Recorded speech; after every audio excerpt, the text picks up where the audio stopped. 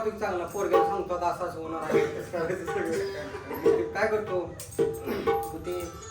सगळं लोखंडी सगळ्या प्रधान वगैरे असते असे सांगतो बाबा आता मला वाचलं पाहिजे आता मी महाराजांनी सांगितले मी मारणार आठवड्याभरात तर आता मला यात निसटलं पाहिजे बाहेर काहीतरी हे केलं पाहिजे आयडिया काहीतरी केली पाहिजे मग ती काय करतो एक सोन्याचा मोठा लोखंडाचा गोळा करतो असा आणि सांगतो सगळ्या लोकांनी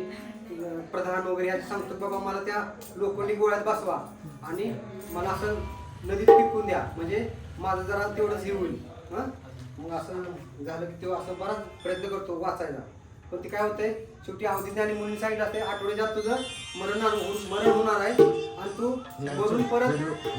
त्याचं हे असते त्याचा राजा तिथं हे असते कारण म्हणजे संडास बाथरूम असते त्याचा जन्म होणार म्हणून सांगितलं असते तुझा जन्म होणार म्हणून सांगितलं महाराजांनी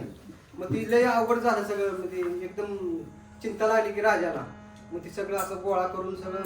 ते सगळं नदीत सोडतो मग आता म्हणलं आता जरा मग 8 दिवस झाले की मग ती सगळं परत गोळा बाहेर काढून मग परत हे करायचं पण ती शेवटी त्या काय उपयोग होत नाही त्याचा काय होते असं पाऊस एकदम उतारतो असं काळकुट सगळं ढग होते सगळं विजेचा कडकडाट चालू होते आणि काय होते त्या नदीत का त्या गोळ्यावर वीज पडते आणि तिथे काय होते विसुराजा तिथं मरतो आणि काय होतं त्याचा जीव परत विष्टी तिथं त्याच्या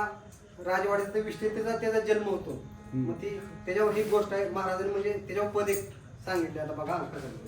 पाप पुण्य अन्याय की